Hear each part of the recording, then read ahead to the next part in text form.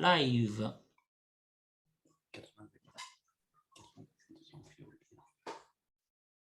Bonjour à tous. On va attendre 2 minutes que les derniers participants arrivent. Pour que le nombre monte rapidement.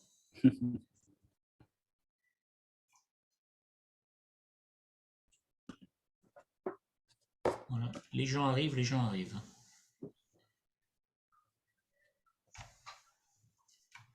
Ah, ça y est, ça veut bien marcher.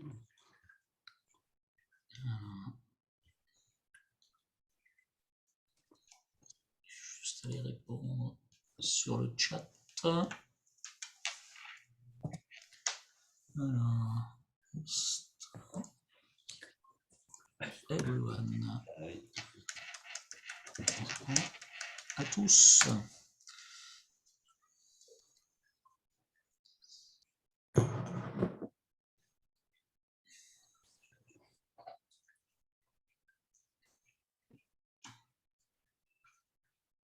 Bah écoute, Charles, je te propose de commencer, non? Parfait, parfait. Bah, bonjour à tous. Merci beaucoup d'être présents pour ce webinaire sur la santé, un thème assez large et je vais laisser Sylvain avancer un petit peu plus là-dessus d'ici quelques minutes et je vais demander à tous les candidats, à tous nos panélistes de se présenter. Mais juste avant, j'aimerais rappeler à tous les participants, donc je vais regarder le chat, nous poserons toutes les questions à la fin, donc n'hésitez pas à commencer à les mettre au fur et à mesure. On y reviendra à la toute fin du webinaire pour répondre à vos questions. Voilà. Ah bah, thank you là. Allez, qui commence? Alex, tu te présentes? Yes. Donc moi, bonjour, Alexandre Navarro, je suis le vice-président de la Chambre de commerce de l'Ouest Florida. Je suis aux États-Unis depuis maintenant 6 ans et je suis entrepreneur. Voilà pour moi. Isabelle? Alors moi, c'est Isabelle Guglielmi. J'habite au Kansas, dans la banlieue de Kansas City. Je suis aux États-Unis depuis 13 ans. J'ai atterri d'abord dans la baie San Francisco, et puis ça fait 11 ans que je suis ici. Je suis à l'origine pharmacienne. Voilà, donc je suis ici en tant qu'entrepreneur spécialisé de la santé aux États-Unis. Sophie? Bonjour à tous, je m'appelle Sophie Coelho. Je représente une société, une entreprise d'assurance médicale ici aux États-Unis, une des plus grandes en fait. Ça fait donc 31 ans que je suis aux États-Unis et mon poste à Blue Cross Blue Shield est chef du secteur vente aux particuliers et aux groupes. Et Olivier? Bonjour à tous, donc Olivier Triard, je suis aux USA depuis 3 ans et demi, en Floride, non loin de Palm Beach. Je suis Financial Representative et j'accompagne les particuliers et les professionnels dans l'organisation de leur vie financière. Ok. Et donc, je suis Sylvain Perret, le président de la Chambre de commerce franco-américaine d'Orlando, FABCO, et fondateur d'Objectif USA, une entreprise qui accompagne des entreprises françaises, des entrepreneurs qui s'installent aux États-Unis. Donc je vais dire quelques mots maintenant parce que malheureusement je peux pas rester pour le reste du webinaire. Je voulais dire que je suis très très content comme d'habitude de la super collaboration entre les chambres de commerce de West Florida, Tampa, Saint-Pete, Sarasota et de la chambre de commerce d'Orlando qui couvre aussi la Space Coast maintenant. Très content de cette énième collaboration. Et que très content qu'on organise ce webinaire sur la santé. J'ai beaucoup communiqué sur les groupes sociaux cette semaine en disant que c'est pas le énième webinaire sur la santé où on vous parle exclusivement d'une assurance santé de telle compagnie pour les expats. Non, là on a véritablement des sujets complémentaires et différents. C'est-à-dire qu'on a effectivement une pharmacienne une pharmacienne et auteure de livres sur la santé aux États-Unis, qui va vraiment nous parler de la santé tout court aux États-Unis, les médicaments, le mode de vie, l'alimentation. Donc on a vraiment quelqu'un de grande qualité sur le sujet. On a Sophie qui travaille dans un grand groupe d'assurance santé américain et donc qui va nous parler de l'assurance santé pour les Américains, mais qui bien entendu va servir aux Français qui viennent s'installer ici, qui va nous parler d'Obamacare, qui va parler de ces choses-là, mais qui ne représente pas une compagnie qui ne s'adresse qu'aux expatriés. Elle s'adresse, entre autres, aux Français qui viennent s'installer, mais un vrai groupe d'assurance santé. Et puis, on a Olivier qui va nous parler d'une partie aussi différente, qui est la prévoyance, parce que la santé, la prévoyance fait partie de la santé. S'assurer en cas de maladie, qu'est-ce qui se passe, pas seulement pour les soins, mais pour assurer un revenu, ou en cas de maladie, en cas de décès aussi, qu'est-ce qui se passe pour les proches. Donc voilà, ravi de ce webinaire. Et donc, on va commencer avec Isabelle. Et comme je vais partir assez rapidement, je vous remercie d'être présent. Je le reverrai moi aussi le replay comme vous. Je vous remercie d'être présent, autant aux panélistes qu'à tous les spectateurs. Et je vous souhaite un bon webinaire. Merci beaucoup, Sylvain. Du coup, Isabelle, il me semble que c'est toi qui commence, donc Oui, à toi alors la je vais parole. partager. Ouais, merci, merci Sylvain. Donc je vais partager mon écran pour faire ce webinaire. Alors, est-ce que vous m'entendez? Parce qu'on m'a dit que je ne parlais pas assez fort. Je vais faire un effort. Et voilà mon écran. Donc, est-ce que vous voyez mon écran On voit ton écran, mais par contre, si tu peux parler un peu plus fort, ce serait bien, vraiment. Ouais, ok, bon, alors je vais faire plus fort. Donc voilà, merci beaucoup de m'avoir invité à participer à ce webinaire. Donc d'abord, bon, je me suis déjà présentée, mais je vais juste le refaire rapidement. Donc, je suis à l'origine pharmacienne. J'habite donc depuis 13 ans aux États-Unis. Et puis, avec un diplôme non reconnu ici, je me suis un peu réinventée. Et bon, je me suis spécialisée en aromathérapie et autres spécialités. Et puis, j'ai surtout créé ce site Amérique Santé pour vraiment donner des informations aux francophones qui venaient s'installer aux États-Unis. Et j'ai rassemblé pas mal des informations que j'avais compilées dans 3 livres que j'ai écrits, là, donc Comprendre le système de santé, Bien manger aux États-Unis et Guide santé et voyage aux États-Unis. Alors, je crois que quand on arrive aux États-Unis, la santé, c'est vraiment un choc et pour différentes raisons. La première étant bien sûr le coût, et c'est bien illustré sur ce graphe où on voit vraiment le coût euh, des assurances. de la santé donc par rapport aux autres pays. Alors on ne voit pas la France, mais la France, elle se situe un peu dans la fourchette basse sur ce graphe. Le deuxième choc, c'est quand on rentre dans une pharmacie et je me suis amusée à retrouver ce slogan qui a un peu bercé toutes mes études de pharmacie. On disait la pharmacie, c'est l'espace de santé irremplaçable. Ici, aux US, pas si sûr, parce que hormis quand on rentre dans une pharmacie, on voit d'abord des chips, des sodas, etc. Et puis surtout, on ne voit pas de pharmacien dans les rayons pour orienter, conseiller ou mettre en garde. De pharmacien, il est derrière son comptoir au fond du magasin à préparer ses prescriptions et il n'est pas vraiment là pour faire un conseil. Et d'ailleurs, si on lui demande, on peut toujours essayer. Il le fera plus ou moins, pas vraiment de façon très spontanée, pas, pour des raisons de responsabilité, puis peut-être aussi parce que tout simplement, c'est pas son boulot, quoi. Les pharmacies, bon, vous les connaissez, elles sont en rouge. Souvent, si vous voyez des croix vertes, ne vous y trompez pas, c'est plutôt pour le cannabis, pour les cliniques de cannabis.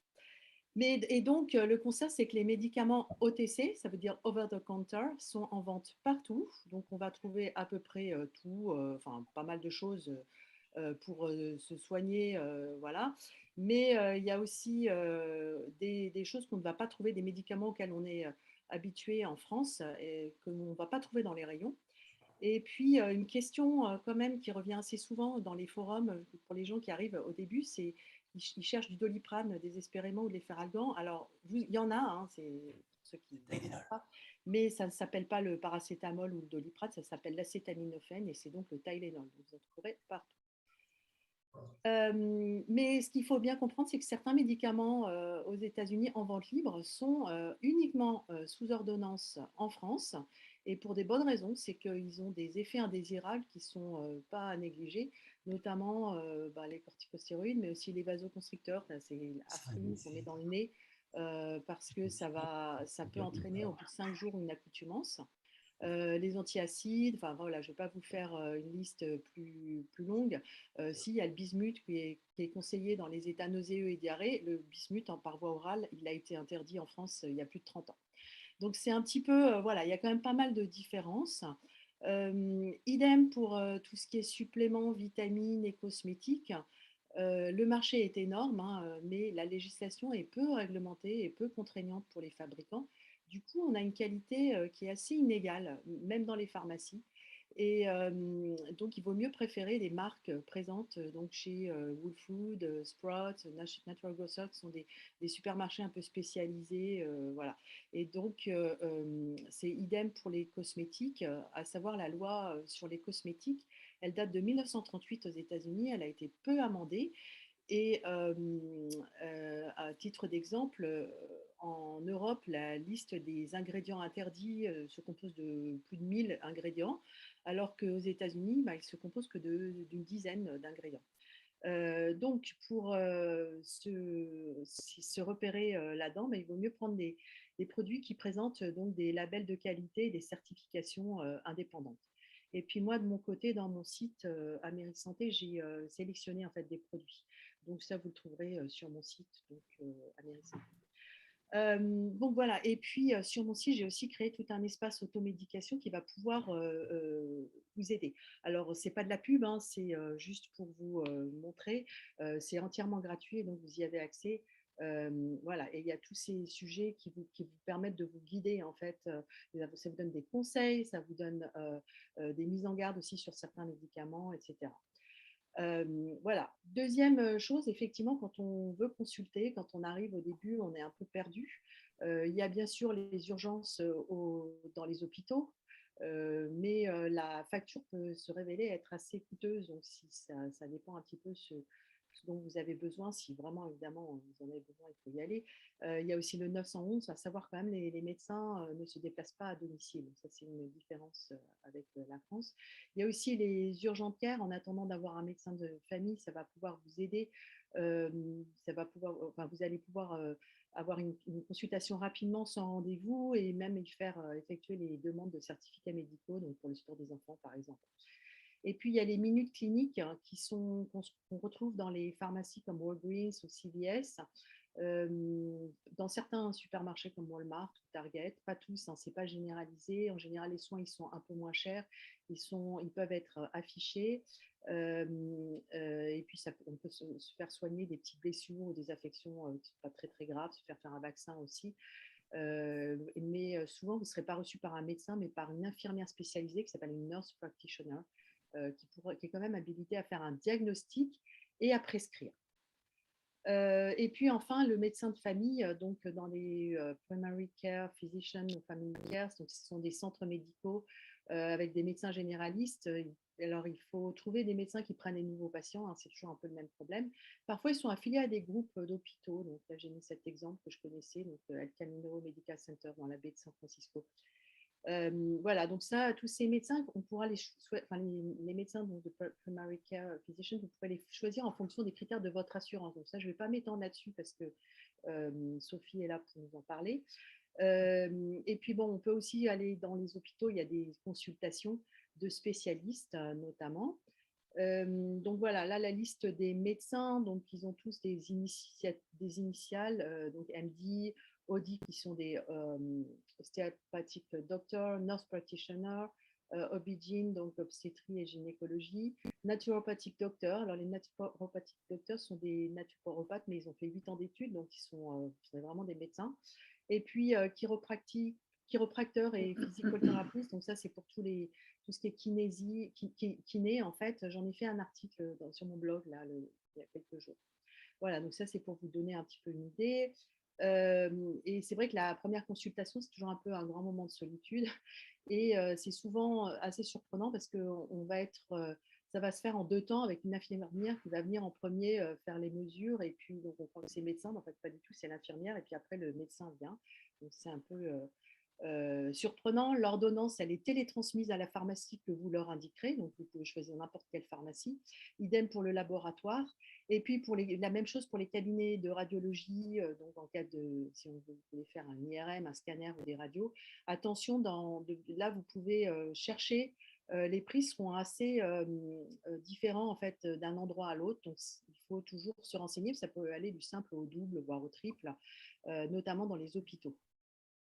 Et puis, c'est ça surtout qui est très, très surprenant, c'est que le coût des soins et des médicaments reste souvent l'inconnu, en fonction de son assurance et même avec son assurance, hein. Donc, ça, c'est toujours très surprenant. Et par exemple, pour les médicaments prescrits, ben, le prix peut être assez surprenant. Donc là, j'ai repris des exemples, ça date un petit peu, mais ça ne doit pas s'être arrangé. Par exemple, le Singulair, qui est un anti-allergique, 216 $ le médicament, et vous pouvez, en choisissant le générique, quand il existe, ça peut souvent faire réduire la facture en fait grandement. Donc il y a une différence assez conséquente. À savoir, c'est qu'en France, ce médicament vaut 26 €.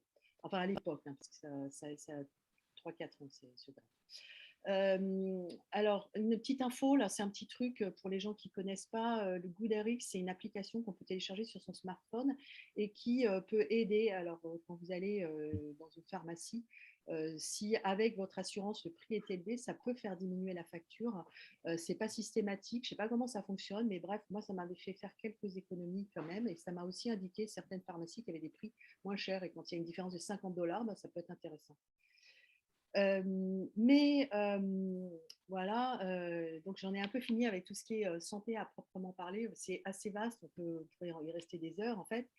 Mais je dois dire qu'aux États-Unis, moi, ce qui m'a surpris, c'est qu'il faut, et ce qui m'a fait prendre conscience en fait, c'est qu'il ne faut pas forcément se préoccuper de sa santé quand on est malade. Et c'est en fait tous les jours qu'il faut s'en soucier, surtout aux États-Unis. Je vais vous expliquer pourquoi. Il y a des chiffres qui nous font nous rappeler ce principe-là, c'est qu'aux États-Unis, 40% des personnes sont obèses, 70% sont en surpoids. Bon, ça, c'est pas une surprise, c'est une surprise pour personne. Mais un Américain sur 8 est considéré comme métaboliquement en bonne santé. Ça veut dire que le reste, ben, il ne l'est pas. 1 sur 2 développera ou a déjà un diabète, et 90% ne le savent pas, parce que le diabète est une maladie qui avance masquée, et bien souvent on le découvre bien, un peu trop tard.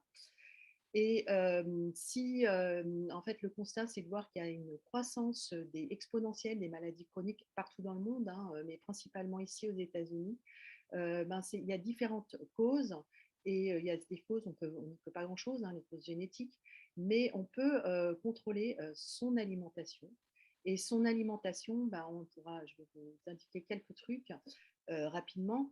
Euh, donc en fait, c'est aussi contrôler son style de vie, parce que donc il peut y avoir un manque d'exercice, une alimentation pauvre en vitamines ou une alimentation toxique.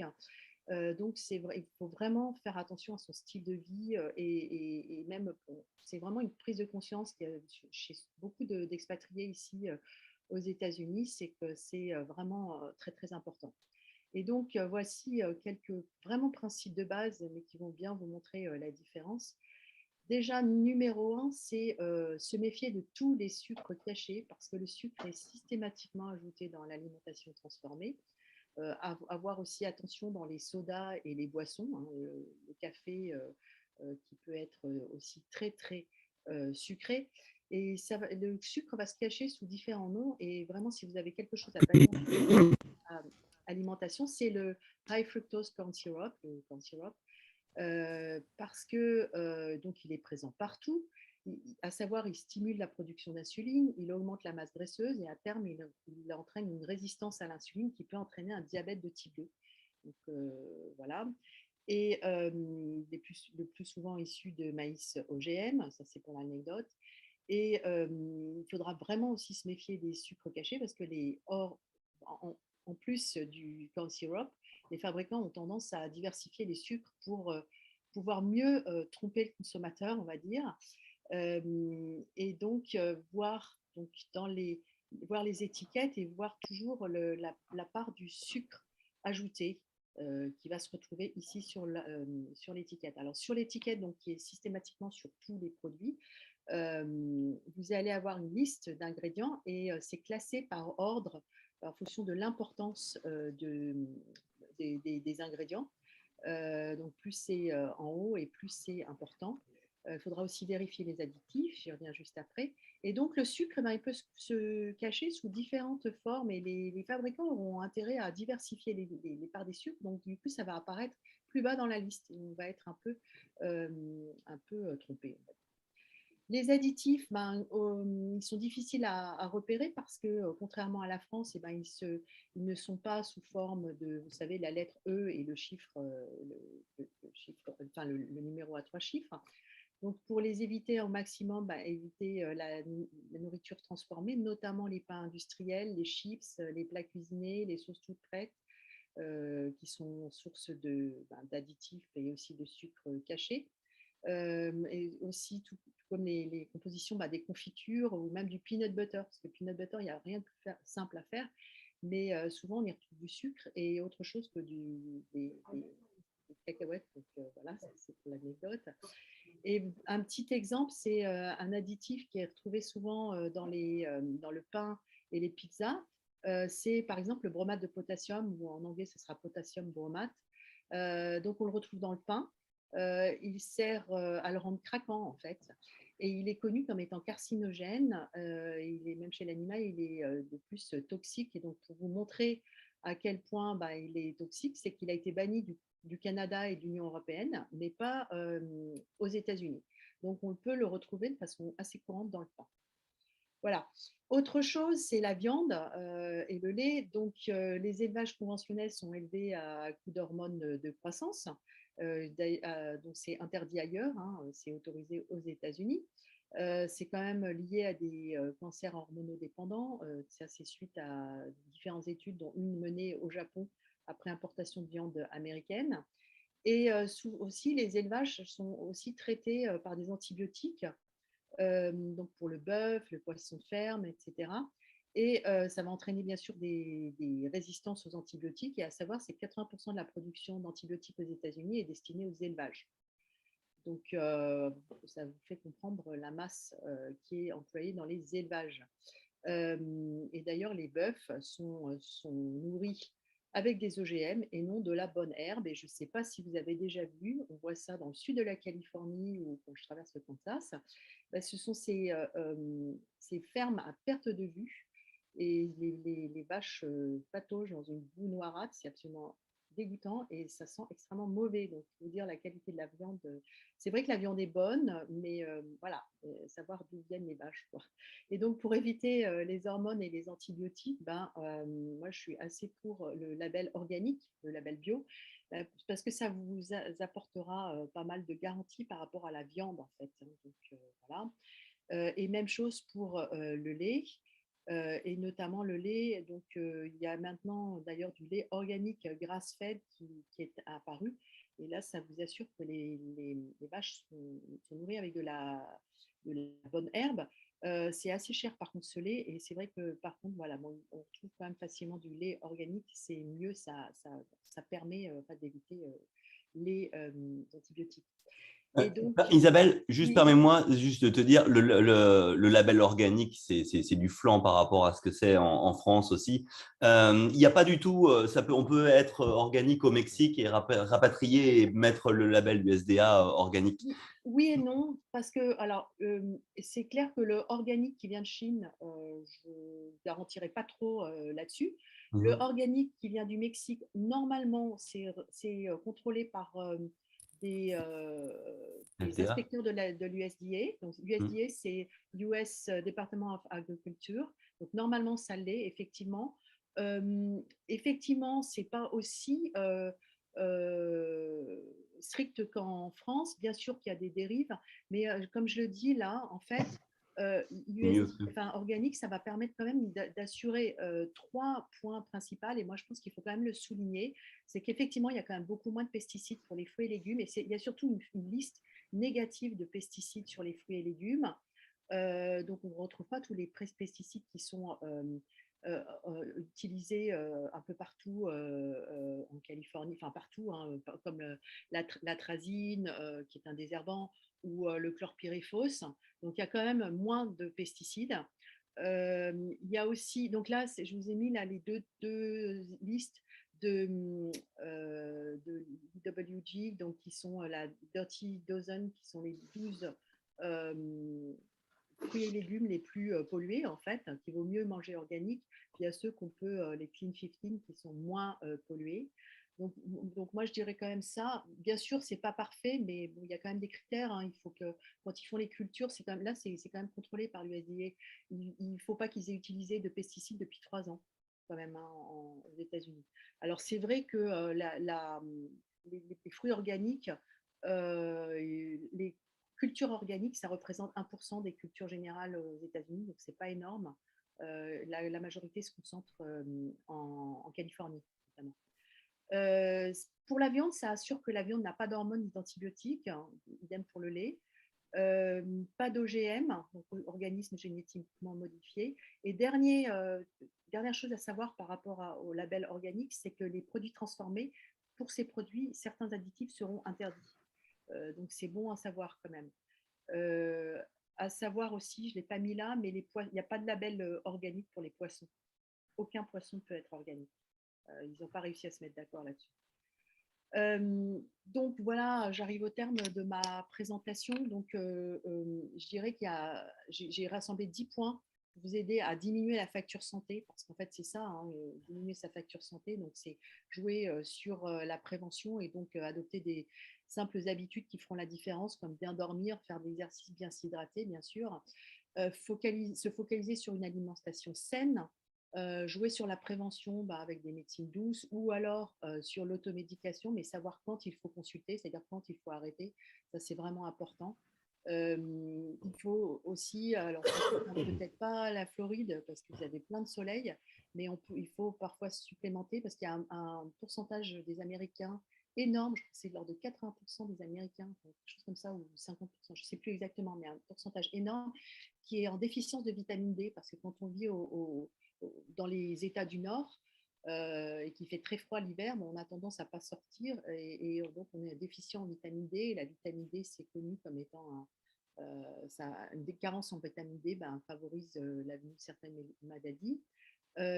Contrôler aussi le coût direct de ces médicaments de prescription. Donc, je vous ai cité Goudérix, mais aussi voir ce que vous offre votre assurance. Surveiller aussi les effets secondaires de ces médicaments parce qu'il y en a pas mal, notamment le Doliprane, par exemple, enfin le Tylenol qui est en vente libre. Il faut savoir que le trop prendre de Tylenol en quelques jours, une semaine, si on est à forte dose pendant une semaine, on peut très bien être en surdosage et ça entraîne des hépatites fulgurantes du foie. Bon, c'est réversible, mais quand même, il faut le savoir, quoi. Faire des check-ups sanguins chaque année pour déceler rapidement des éventuels problèmes. Certaines assurances vous le proposent. Et d'ailleurs, ce qui m'amène au 9e point, c'est prendre tous les avantages dans la prévention de vos assurances, parce que c'est pas là pour rien et ça peut vraiment vous aider. Et puis enfin, on peut s'aider d'applications santé dans la vie quotidienne. Voilà, j'ai cité quelques-unes de ces applications. Voilà, et donc si vous voulez me retrouver, j'ai mon site, donc Amérique Santé, avec un lien direct sur l'application, sur automédication, pardon, c'est pas une application, mais c'est une partie du site. Et puis mes livres que j'ai écrits. Et puis bien sûr, vous pouvez me retrouver sur les réseaux sociaux. Voilà, j'en ai fini avec ma présentation. Donc, je vais passer la main. S'il y a des questions, je réponds quand vous voulez. Voilà.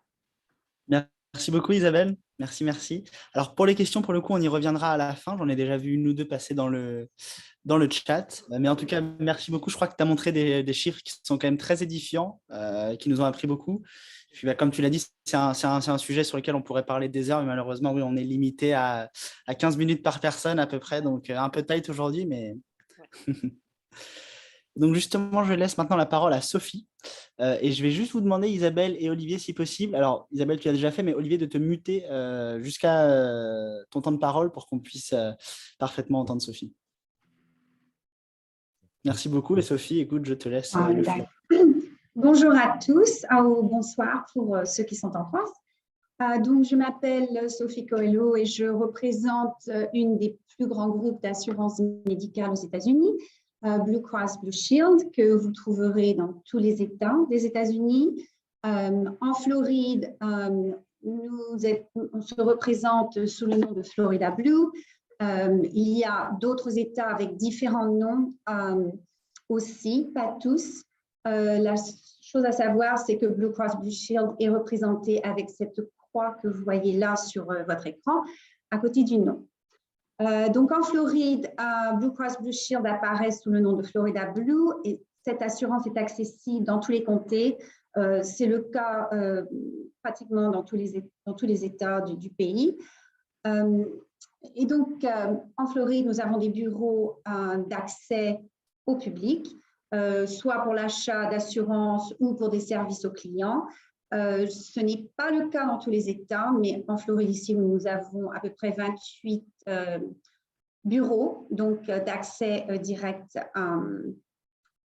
aux clients pour quels que soient les services qu'ils ont besoin. Donc, dans les grandes agglomérations de Floride, vous allez trouver ces bureaux à Miami, Orlando, Tampa, Jacksonville et Tallahassee. Okay. So, Blue Cross Blue Shield étant national, nous avons un très grand réseau de médecins et d'hôpitaux dans tous les États. Ce qui est un critère très important quand vous achetez votre assurance, être sûr que, quel que soit l'état où vous êtes, que vous soyez en vacances, que vous ayez besoin de vous déplacer dans différents états à cause de votre travail, que vous ayez accès à une assurance, que vous ayez une couverture, quel que soit l'endroit où vous êtes. C'est un critère très important à regarder quand vous achetez cette assurance. Il y a quand même quelques nuances sur cette assurance qu'il faut comprendre. Vous allez entendre parler, quand vous commencez vos recherches, vous pouvez acheter une assurance qui s'appelle HMO. Cette assurance HMO a un réseau un peu plus réduit dans l'État où vous résidez et vous donne accès dans d'autres États pour des services d'urgence seulement. D'accord. Par contre, le PPO est une assurance qui vous permet l'accès hors de l'État où vous résidez pour n'importe quel service et vous donne aussi un réseau un peu plus grand dans l'État où vous résidez.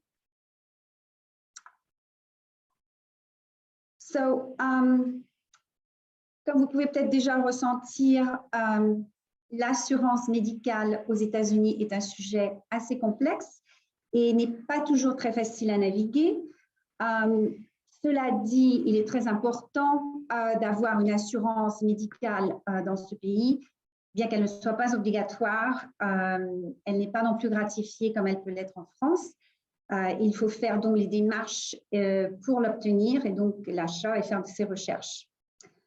Il faut quand même noter que l'absence d'une assurance médicale aux États-Unis peut engendrer de très gros problèmes financiers, mais aussi d'accès aux services médicaux en cas de besoin. Donc, je vous donne ici un exemple et c'est en fait les prix ici sont comme assez bas par rapport à ce que je vois des fois.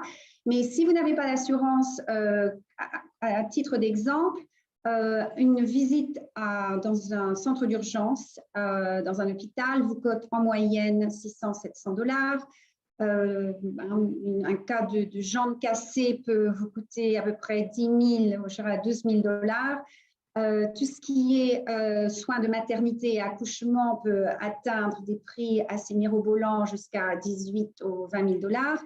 Et ici, on a un exemple d'un remplacement de hanche à 35 000 $. Donc, c'est quelque chose quand même qui diffère beaucoup de ce qu'on connaît en France et donc il faut vraiment y porter très grande attention.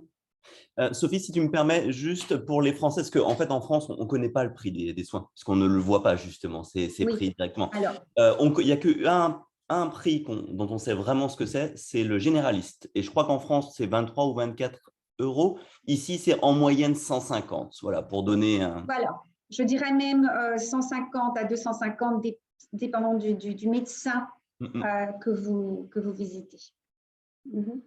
C'est sûr. Bon, j'ai un exemple d'un centre de visite d'urgence que j'ai faite il y a quand même des années de ça en France. Le coût était vraiment moindre. C'était peut-être 100 $, ou bon, ça m'aurait coûté probablement, je pense, 5 à 7 000 $ si je l'avais reçu ici aux États-Unis sans assurance. Donc, pour vous donner un peu une idée des différences de prix. Okay. Donc, je vais aborder brièvement, c'est vraiment comment je veux dire, un sommaire rapide et général de l'assurance médicale ici. Et je vais juste aborder brièvement les quelques lois principales en ce qui concerne l'assurance. Donc, l'assurance, la loi établie ici en 2013, qui était vraiment effective en 2013, qui s'appelle the Affordable Care Act. Pour les gens qui sont déjà aux États-Unis, vous avez sûrement entendu parler de ACA. De loi, donc, encore une fois, qui a été appliquée en 2013, permet désormais à l'assurance médicale pour tous, ce qui n'était pas le cas auparavant. Cette loi aide aussi beaucoup de familles à obtenir une assurance médicale qu'ils ne pouvaient pas s'offrir avant parce que c'était trop cher. Il faut savoir que le coût de l'assurance, non seulement les soins médicaux, mais le coût de l'assurance peut être très coûteux ici. Le prix dépend de votre âge, du plan médical que vous allez choisir, parce que vous avez quand même différentes options que vous pouvez choisir, de l'endroit où vous habitez. Donc, il y a une chose dans laquelle je vais parler aussi dans un moment, c'est que vous pouvez aussi recevoir de l'aide financière dépendant de vos revenus. D'accord? Donc, une chose sur cette loi, donc il faut savoir, vous ne pouvez pas être déni l'assurance. Okay? Donc, quelle que soit votre situation de santé, on ne peut pas vous dénier cette assurance. Tout le monde a droit à une couverture médicale. Tous les bénéfices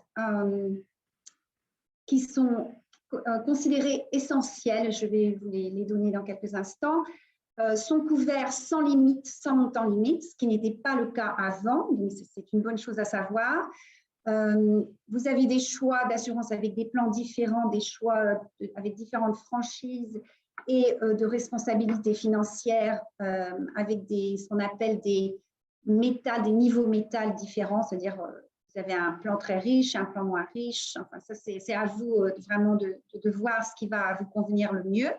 Le principal est à savoir d'acheter une assurance complète qui est sous la loi, ce qui vous permettra justement d'avoir une assurance pour être couvert pour tous les services dont vous avez besoin. D'accord? Parce que vous pouvez aussi trouver des assurances qu'on appelle des assurances d'indemnité qui paraissent comme une assurance médicale, mais qui n'est pas en fait complète. Ça peut être très dangereux, surtout si vous êtes obligé d'être hospitalisé.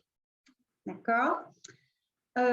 Donc, les bénéfices essentiels dont je vous ai parlé, donc quel que soit le plan que vous allez choisir, si vous achetez une assurance complète, vous allez avoir une couverture donc il y a 10 services essentiels, considérés essentiels par la loi, donc les soins de maternité et d'accouchement, les services de réhabilitation, les services pédiatriques, les services de soins médicaux, psychologiques et psychiatriques, services hospitaliers, services de laboratoire, médicaments, Isabelle en a parlé, qui peuvent être aussi très, très coûteux, soins ambulatoires, soins d'urgence, qui peut aussi être rendu dans un hôpital, mais aussi dans des centres d'urgence qui sont beaucoup moins chers, dépendant de la situation. Et bien sûr, le côté préventif et bien-être. Le côté préventif et bien-être est très important ici aux États-Unis et est couvert à 100% par l'assurance. Donc, si vous avez une assurance médicale, profitez-en de faire votre bilan tous les ans, c'est gratuit. D'accord? Pardon, donc voilà. Je vous ai parlé donc d'une aide financière possible quand vous achetez votre assurance. Bon, je ne vais pas rentrer dans tous les détails parce que en fait, c'est assez compliqué aussi. Mais voici donc un exemple d'aide financière qu'une famille peut recevoir. Cette aide financière est déterminée au moment de l'achat, donc quand vous l'achetez, et va dépendre de vos revenus. Donc, vous voyez ici l'exemple d'une famille qui est en Floride, qui habite dans le comté de Osceola, qui est au sud d'Orlando, des parents 40 et 42 ans, un enfant de 10 ans, avec un revenu annuel de 30 000 $, qui n'est pas très élevé, enfin qui n'est pas même élevé du tout. Donc, c'est plutôt dans un revenu assez bas, considéré assez bas. Et donc, ils ont acheté un My Blue Silver Plan. Donc, je vous ai parlé des niveaux métal. Donc, il y a un métal or, silver, donc on dit gold, silver and bronze. Okay, so dépendant, le gold, le or va être plus riche, le silver argenté donc va être au milieu des plans, et puis vous avez un bronze qui est un peu avec des plus grandes franchises, peut-être comment dirais-je, des responsabilités financières plus importantes pour l'assurer. Dans ce cas, donc dû à leur revenu assez bas, quand on regarde le prix mensuel de l'assurance, qui est de 951 $, ils vont recevoir une aide financière de 857 $, qui leur laissera donc à payer par mois 93 $. D'accord? Donc, il faut aussi comprendre que bon, c'est un exemple maximum. Vous pouvez recevoir dans une situation comme celle-ci, et un montant de 9 ou 1 000 $, vous pouvez recevoir 50 $ d'aide financière ou pas du tout. Okay, encore, cela dépend de vos revenus.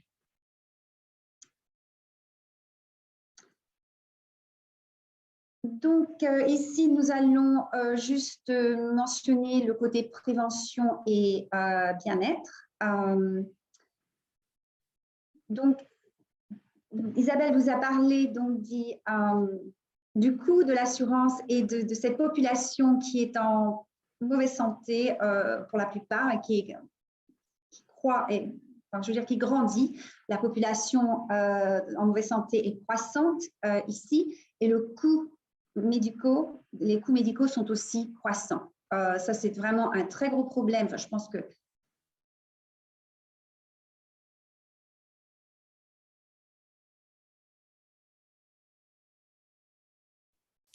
Allô, allô, Sophie? Vous voyez qu'elle a coupé aussi comme moi, les autres participants, Olivier, Isabelle, oui, d'accord. Essayons de voir si elle rejoint à nouveau tout de suite. Comme d'habitude, les petits contretemps techniques lors des webinaires. Ça marche bien le Wi-Fi chez Florida Blue. Ça marche bien le Wi-Fi chez Florida Blue.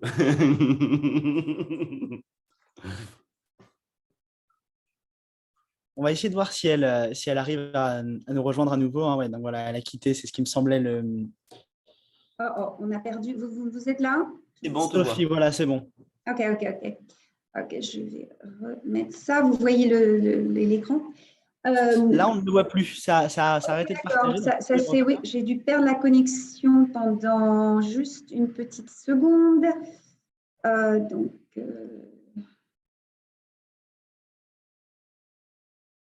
Ok. Est-ce que vous me voyez maintenant? Oui, tout bon. D'accord. Voilà, donc le coût des services médicaux, comme je le disais, sont élevés. Donc, on se focalise beaucoup sur la prévention et le bien-être. Je vous donne ici l'exemple d'une page du site de Florida Blue, Blue Cross Blue Shield, une page membres, donc aux assurés, qui leur permettent d'avoir beaucoup d'informations sur la nutrition, le sport, le bien-être, et aussi comment gérer des conditions de santé, comme le diabète. Isabelle en a parlé, c'est un problème assez grave ici. Donc, beaucoup d'aides, je dirais, de webinars, d'éducation sur ce sujet, et aussi de l'aide de personnes, d'infirmières que nous avons au sein de notre groupe, qui peut aussi aider nos membres à mieux gérer leur santé. Okay, donc ça, c'est très important. Et une fois encore, ce côté préventif est couvert à 100% par l'assurance. Et en général, je parle ici pour notre assurance Blue Cross Blue Shield, Florida Blue, mais aussi pour la plupart des compagnies, des groupes d'assurance. C'est sans coût aux assurés. D'accord. Sur la partie très importante à savoir est comment pouvez-vous acheter cette assurance, quand pouvez-vous le faire, parce que vous ne pouvez pas le faire à n'importe quand. On n'achète pas l'assurance une fois qu'on est malade, on l'achète avant. Hein, c'est un peu comme les assurances de voiture. On achète son assurance de voiture avant d'avoir un accident. Donc, la partie très importante à noter, c'est la période annuelle durant laquelle vous pouvez vous enregistrer, ou je veux dire acheter l'assurance, qui s'appelle Open Enrollment. So, si vous habitez ici, ou si vous venez, vous entendrez sûrement parler de Open Enrollment. Donc, c'est une période qui débute à la fin de chaque année et qui permet aux gens de s'enregistrer, quelle que soit leur raison, et ils peuvent choisir le plan qu'ils veulent. Vous pouvez aussi avoir accès à cette assurance avec à cause d'une situation spéciale qu'on appelle qualifying events. Ça, ce serait le cas donc pour les gens qui nous écoutent, qui viennent s'installer aux États-Unis. Donc, vous avez une période à cause de ce déménagement aux États-Unis, vous avez une période où vous avez le droit de vous assurer. Si vous manquez cette période, je pense qu'il est de 60 jours aussi pour les immigrés aux États-Unis, vous ne pouvez plus acheter cette assurance jusqu'à la fin de l'année, donc quand comme je l'ai appelé Open Enrollment, la période de Open Enrollment commence. Donc, c'est très important de savoir ça, de ne pas négliger, le point c'est de ne pas négliger votre opportunité quand vous arrivez aux États-Unis. Et si, par malheur, vous la loupez, sachez qu'à partir du mois de novembre, vous avez de nouveau l'opportunité d'acheter cette assurance. Comment se la procurer? Franchement, la meilleure solution est de contacter un agent d'assurance. Peut-être que mon collègue qui va vous parler après moi peut vous parler plus.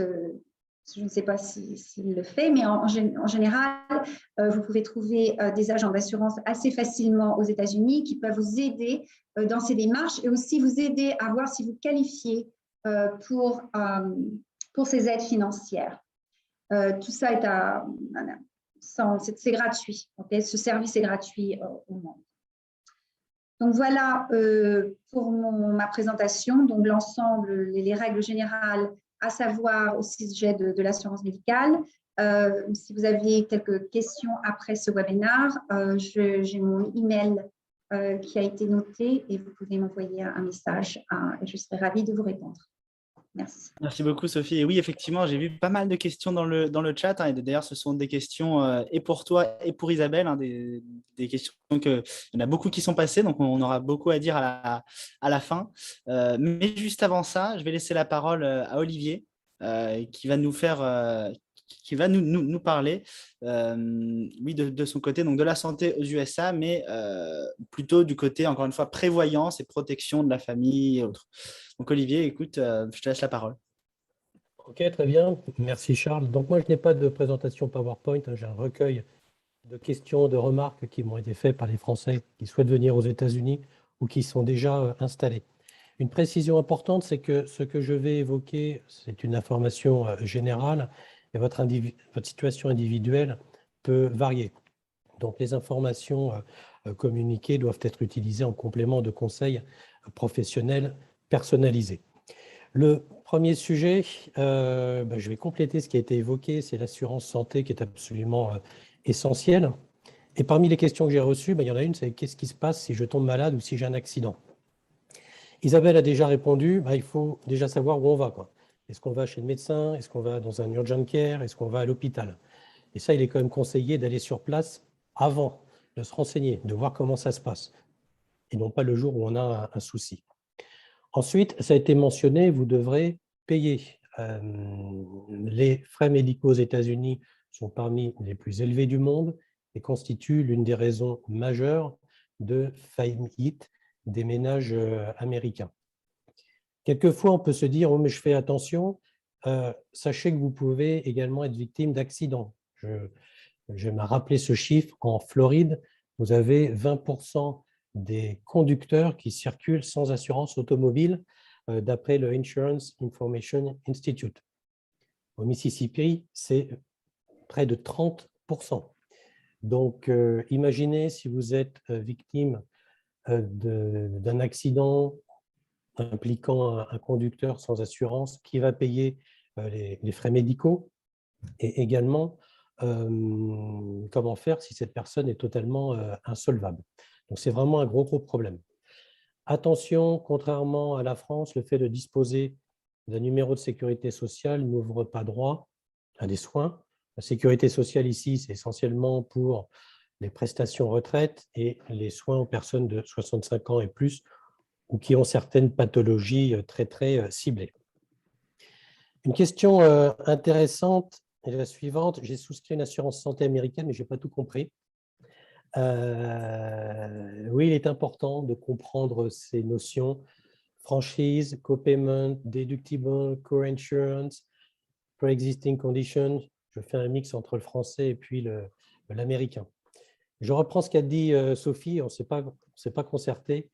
Vérifiez bien que l'on vous vend une assurance santé et non pas un indemnity plan.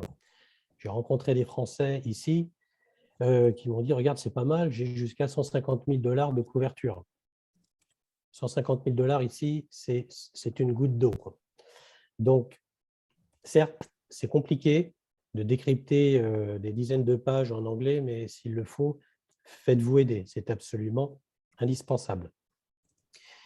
Autre sujet, ça revient assez souvent, je pense que je suis encore couvert par la sécurité sociale pendant 1 an.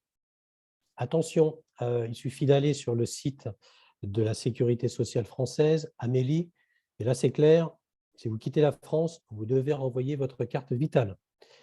Le site a été mis à jour le 2 janvier 2021 et précise « Dès que vous arrivez dans votre pays d'expatriation, vous cessez d'être couvert par le système de sécurité sociale français et vous devez renvoyer votre carte vitale. » Je peux le confirmer à titre personnel quand j'ai quitté la France et que j'ai écrit au RSI. Alors, en arrivant aux États-Unis, il est fort probable que vous ne serez plus couvert. Si vous l'êtes encore, eh bien, le remboursement se fera sur la base des soins en France. On a mentionné tout à l'heure la consultation d'un médecin généraliste, 25 €. En France, 100, 150, 180, 200 $ aux États-Unis. Donc, ce n'est pas la même chose. À titre purement informatif, vous pouvez consulter le site du CLES, CLEI2SS.fr, qui fournit de nombreuses informations comme celui de la CFE, la Caisse des Français de l'étranger. Alors, je fournis ces liens pour vous aider dans la recherche d'informations et de services complémentaires, mais il faut toujours vérifier que ces données sont à jour. Ce qui peut se passer également, en vivant ici, et vous retournez en France, votre carte vitale peut encore fonctionner pendant plusieurs mois, j'ai même vu pendant plusieurs années. Alors, il y a 2 choses. Déjà, au niveau civique, on peut se poser la question de profiter d'un système auquel on ne cotise plus. Et puis, attention, il y a des contrôles. Donc, la sécurité sociale peut être amenée à vous demander le remboursement des sommes indûment perçues.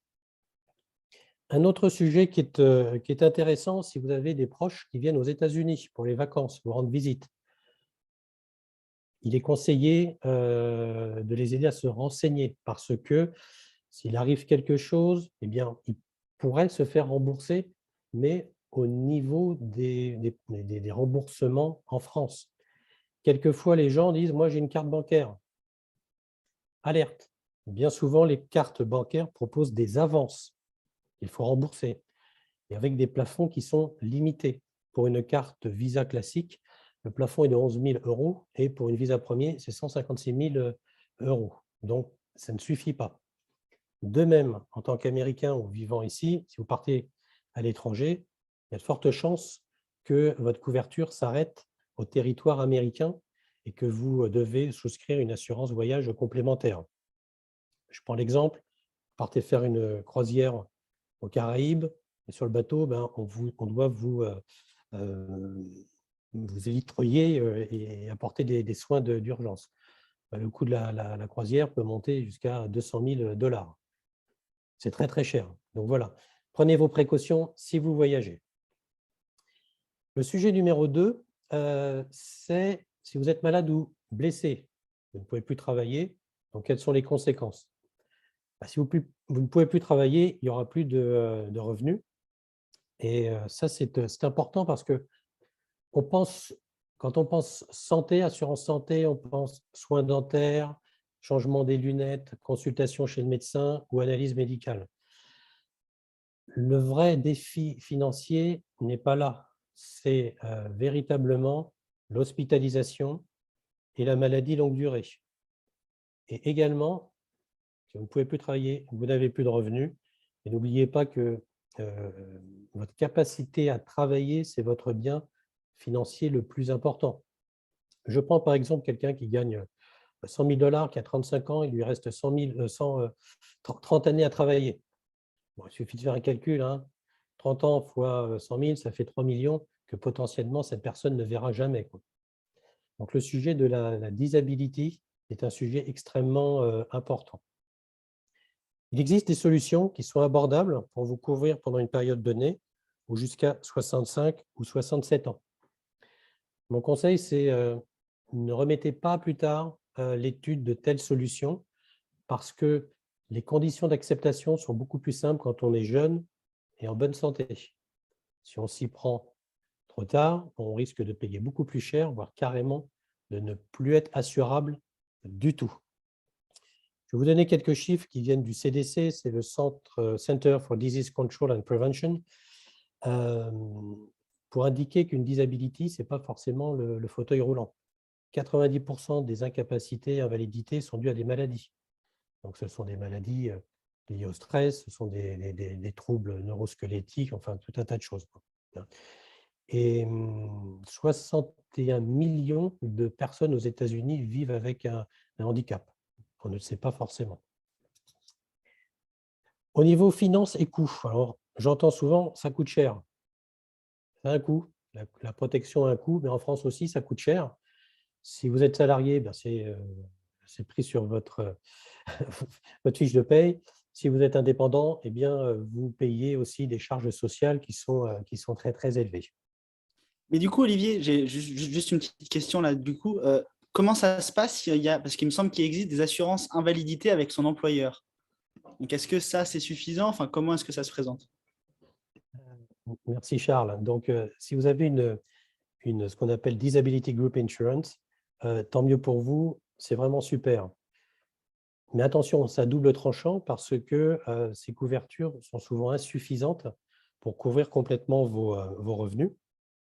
L'employeur peut changer les conditions à tout moment. Et si vous quittez l'entreprise, vous risquez d'avoir besoin de cette couverture que vous n'aurez plus, quoi. Donc, c'est vraiment à double tranchant. C'est plus clair? Précision Merci. également. Je suis désolé, je viens de me Ouais. rendre compte que j'étais muté et j'ai essayé de répondre, mais du coup, ça ne marchait pas. D'accord, ok. Ne comptez pas non plus sur les aides de l'État. Ici aux États-Unis, 60% des demandes d'indemnisation sont refusées et la moyenne des prestations qui est limitée dans le temps est de 1 490 $. Donc, ça ne suffit pas. Le troisième sujet que l'on peut évoquer, c'est celui du décès, que je qualifie de défaut de santé ultime. Une question qui m'a été posée, si je décède, quelle serait la situation de ma famille? Alors, je ne suis pas CPA, je ne suis pas attorney, je ne fournis pas de conseils fiscaux, juridiques ou comptables. Mais ce que l'on peut dire, c'est que dans une telle situation, vos proches, déjà, feront face à la perte d'un être cher, mais ils subiront des conséquences à la fois économiques, civiles et fiscales. Donc économique, eh bien, c'est l'arrêt rapide des revenus. Donc ce à quoi il faut penser, c'est quel est le plan B pour assurer le paiement du quotidien, le remboursement du crédit immobilier, le financement des études supérieures des enfants. Donc ça, c'est un sujet que vraiment on doit anticiper. Au niveau civil, les conséquences sont majeures également. Je cite parfois cet exemple, les parents sont français, les enfants sont américains, si les deux parents disparaissent, qui va s'en occuper? Vraisemblablement, un juge va placer les enfants dans un foyer d'accueil en attendant qu'une solution définitive, peut-être avec le pays d'origine, soit trouvée. Et ça ne se fait pas en un clin d'œil. Au niveau fiscal, enfin, eh bien, le décès ouvre une succession, uniquement aux États-Unis, en France et aux États-Unis, oui, les deux. Chaque cas est particulier, quoi. Ça peut prendre plusieurs mois, ça peut prendre plusieurs années. Donc ça, c'est quelque chose à anticiper également. En termes de solutions, voilà, puisque j'avais quelle solution pour protéger ma famille? Alors, on peut penser naturellement à l'assurance vie. L'assurance vie avec deux grandes familles de produits. L'objectif commun, c'est de verser un capital aux proches dont les intérêts serviront à remplacer le revenu de la personne disparue ou à rembourser certaines dettes. Pour schématiser, vous avez d'une part ce qu'on appelle les term life, qui fonctionnent un peu comme une assurance automobile. Donc, on est couvert pendant 10 ans, 15 ans, 20 ans, 30 ans, quelquefois. Cette formule, elle est financièrement très accessible, mais elle ne permet pas la constitution d'une épargne. Puisqu'on est dans le domaine de la santé, il faut savoir que ce type d'assurance, sous certaines conditions, peut avoir un avantage particulier, sachant que l'on peut débloquer l'essentiel du capital d'essai de son vivant pour les personnes qui malheureusement sont en fin de vie et auraient besoin de moyens financiers supplémentaires. L'autre grande famille de produits, ce sont les Permanent Life Insurance, et très souvent la Whole Life, qui permet de cumuler l'épargne et l'assurance. Donc ça, c'est aussi très, très commun, c'est beaucoup plus cher, mais ça a l'avantage d'être aussi un outil d'épargne. Toujours dans l'optique de la santé, les Whole Life permettent parfois de compléter par des options des revenus, enfin offrent une prestation en cas de besoin de long-term care, c'est-à-dire de besoin quand on est âgé d'aide et de santé. Donc ça, c'est un point à considérer. Une remarque à l'intention des chefs d'entreprise. Donc, je suis chef d'entreprise. Que dois-je prévoir pour moi, pour ma société, pour mes employés? Alors, les entreprises, comme les personnes, peuvent avoir des accidents de parcours. Ça peut être la retraite anticipée du dirigeant, ça peut être la perte d'un associé, d'une personne clé dans l'entreprise. Donc, imaginez par exemple que votre partenaire décède brutalement, eh bien qu'est-ce qui va se passer, quoi? Qui va racheter les parts? Comment? Est-ce que vous voulez comme remplaçant son épouse ou le beau-père? Pas forcément. Donc ça se prépare avec des avocats d'affaires et différentes solutions en termes d'assurance. L'objectif de toutes ces solutions, c'est de limiter les conflits, de conserver les clients, de conserver la valeur de l'entreprise sur le long terme. J'en ai terminé avec la partie numéro 3 pour passer très brièvement aux documents légaux. Alors, il y a certains types de documents légaux qui sont liés à la santé.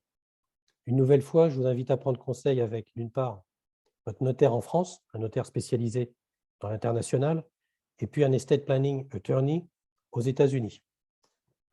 On peut, dans le cadre de la santé, cibler quelques quelques solutions. Par exemple, le Living Will. Alors, le Living Will, c'est un document qui définit le type de soins que vous souhaitez recevoir si vous n'êtes plus en mesure de communiquer avec l'équipe médicale ou avec vos proches. Peut-être parmi vous, certains se souviennent de la triste histoire Vincent Lambert. C'est un jeune infirmier motard qui a eu un accident et qui s'est retrouvé dans le coma, et la famille s'est déchirée, ne sachant quelle décision prendre entre un prolongement des soins ou l'arrêt des soins. On évoque aussi le Power of Attorney. Donc, ce Power of Attorney, c'est une autorisation délivrée à un proche pour prendre des décisions à votre nom en matière de finances et de santé. Pour les enfants, comme je l'ai mentionné également, vous pouvez avoir recours au guardianship qui permet de déterminer quelles personnes et sous quelles conditions s'occuperont des enfants mineurs en cas de disparition des deux parents. Tous ces documents, ce ne sont pas des assurances, mais ça apporte un avantage, un étage supérieur, supplémentaire à la protection de votre entreprise. Pour terminer, on a un petit peu évoqué le sujet, c'est un sujet qui nous touche tous, c'est le long-term care ou le besoin d'aide et de soins quand on est âgé. Alors, ça soulève deux problèmes. Le premier, c'est qu'on a tendance à sous-estimer le risque de dépendance, comme on l'appelle. Et suivant la sécurité sociale américaine, 70% des personnes de 65 ans et plus auront besoin, un jour ou l'autre, de soutien et d'aide médicale. Et le deuxième point, c'est qu'on sous-estime les besoins financiers. L'étendue des besoins et les coûts sont très, très variables entre le type d'établissement, entre l'état dans lequel on vit, entre la condition de la personne. Mais d'après mes recherches, le coût peut varier de 4 000 $ par mois jusqu'à plus de 12 000 $. Donc, ça assèche un patrimoine très, très vite. Et la question, c'est qui va financer? Comment? Est-ce que vous souhaitez laisser cette charge à vos proches, à vos enfants? Donc, toutes ces questions, à mon avis, s'intègrent dans la perception globale de la santé sur le long terme. Merci beaucoup, Olivier. Très intéressant. Et donc, merci beaucoup d'avoir participé. Donc là, je te dis ça à toi, mais bien sûr, c'est le cas aussi pour vous, Isabelle et Sophie. Alors, on va passer justement aux questions. Je vais afficher en même temps un petit… hop. Voilà, donc vous pouvez retrouver ici les adresses email de nos intervenants. Donc, voilà, vous pouvez les contacter, hein, n'hésitez pas. Et donc, tout de suite, on passe aux questions. Alors, c'est bizarre, je ne peux pas voir les questions en même temps que je partage mon écran, ce qui est du coup problématique. Hop, là, je vais arrêter de partager pour le moment. Alors, première question que nous avions eue. Alors, la première année de l'expatriation, est-ce qu'il est plus judicieux de prendre la CFE et une mutuelle française que de prendre une mutuelle américaine? Je ne sais pas qui va répondre à cette question. Je vous laisse. Je pense que Sophie, peut-être, tu peux dire quelques mots là-dessus. OK, so, en parlant des mutuelles françaises, donc si vous avez une assurance française avec une mutuelle qui va fonctionner ici aux États-Unis, pourquoi pas? Vous pouvez avoir cette assurance jusque peut-être, une fois que vous savez que vous êtes bien installé ici, vous pouvez justement l'acheter quand arrive la fin de l'année et the open enrollment est ouvert. Mais je ne veux pas me prononcer sur la France. Je sais que vous pouvez avoir une assurance médicale en cas de voyage, mais si vous déménagez définitivement, je ne sais pas maintenant comment fonctionne l'assurance française aux États-Unis. Donc, si vous savez que vous allez rester, c'est quand même plus sûr d'avoir une assurance américaine et de commencer cette assurance aussitôt possible. Merci Sophie. Je peux me permettre quand même de répondre, c'est important là. On a quand même beaucoup de gens qui viennent que 1 ou 2 ou 3 ans.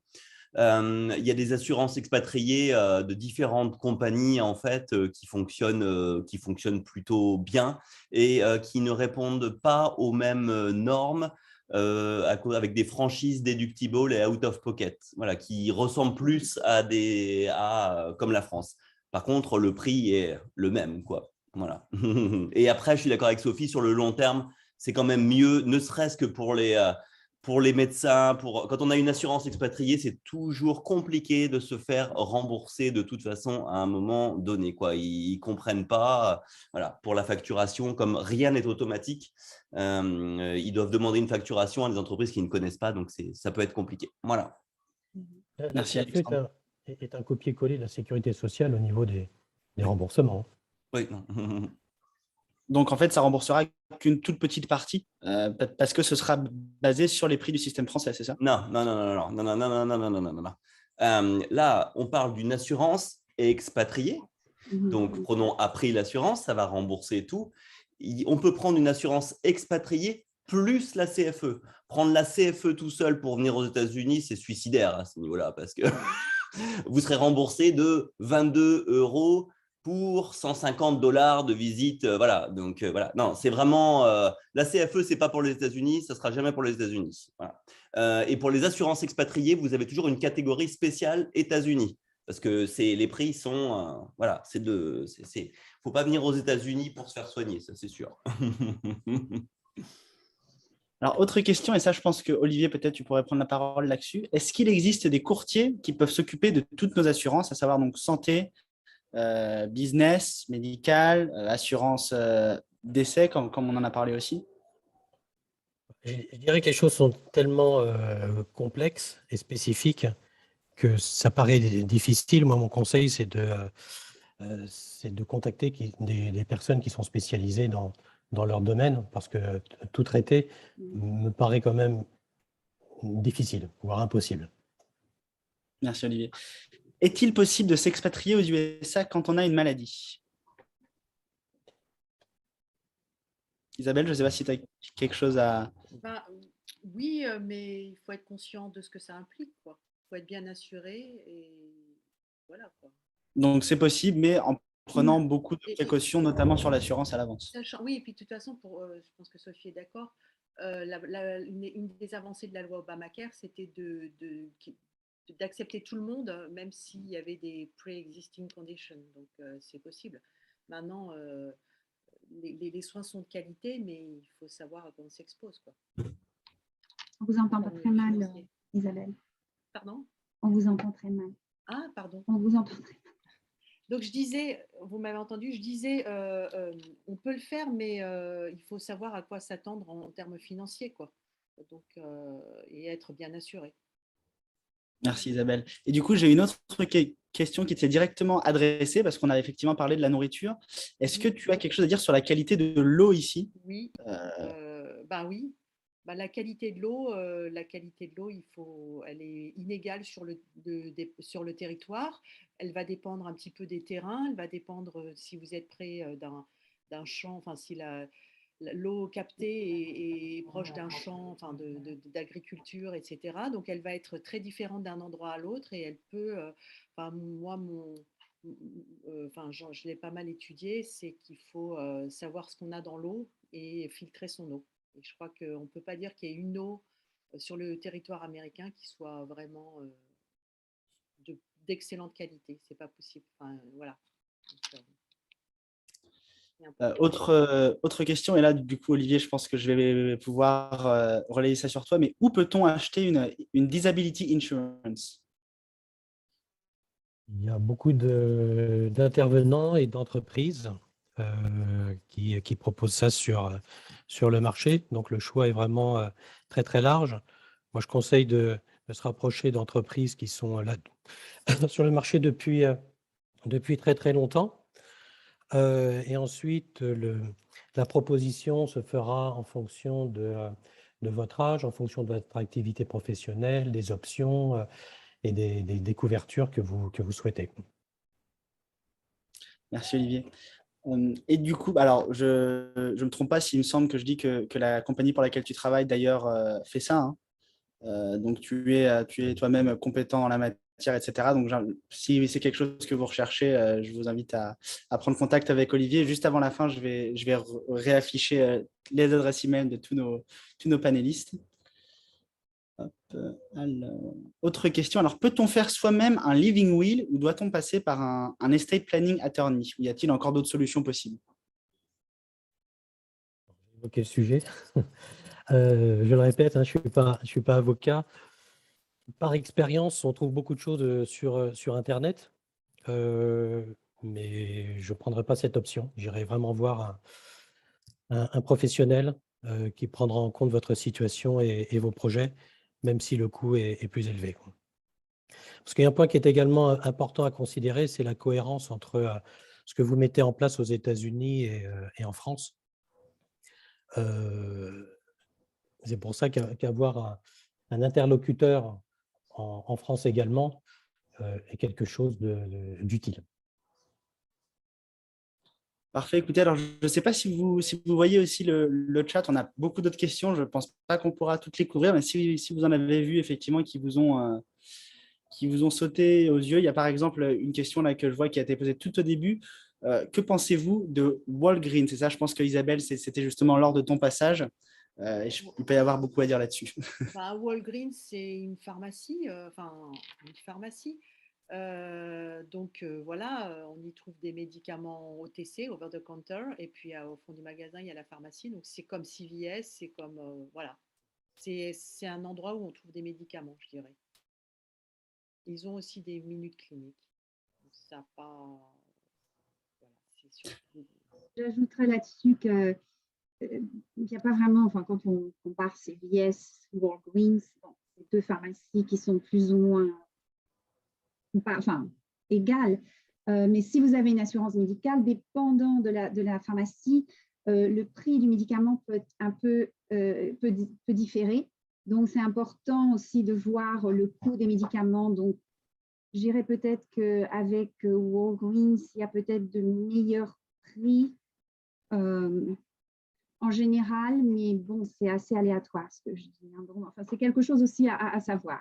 Les prix des médicaments ne sont pas les mêmes dans Pharmacie à l'autre, d'un endroit à l'autre, d'un état à l'autre. Voilà. Donc, c'est vraiment très particulier. Ouais. Alors, dernière petite question qui vient d'être posée par Jonathan. Existe-t-il des assurances juridiques, par exemple, pour couvrir les frais d'avocat en cas de litige, donc accident de voiture, le non-paiement d'un client, etc. Et ça, je ne sais pas qui peut y répondre. Peut-être Olivier, je ne sais pas si tu veux t'aventurer sur ce sujet. Oui, il existe. Alors, il y a une particularité ici, c'est que le risque de poursuite judiciaire est quand même très, très important, hein.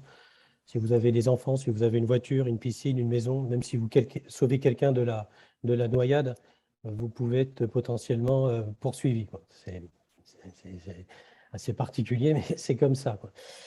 Donc, il faut bien vérifier le montant, la qualité des couvertures que vous avez pour la maison, pour l'automobile. Et quelquefois, quand ça ne suffit pas, il est possible de souscrire ce qu'on appelle des umbrella policy qui vont compléter ce que vous avez mis en place, mais ça, ce n'est pas mon domaine. Je le donne à titre indicatif, quoi. Merci beaucoup, Olivier. Écoutez, alors j'ai vu d'autres questions dans le chat, mais on n'aura pas le temps de tout couvrir. Je vous invite donc à prendre contact directement avec nos intervenants. On enverra de toute façon un email à tous les inscrits à la fin avec les contacts, encore une fois, de chacun des intervenants. Merci à tous, en tout cas, Isabelle, Sophie et Olivier. Ce fut un plaisir de vous avoir comme intervenant aujourd'hui. Merci à vous. Donc, comme d'habitude, ce webinaire fut organisé par la FABCO et la FRAMCO.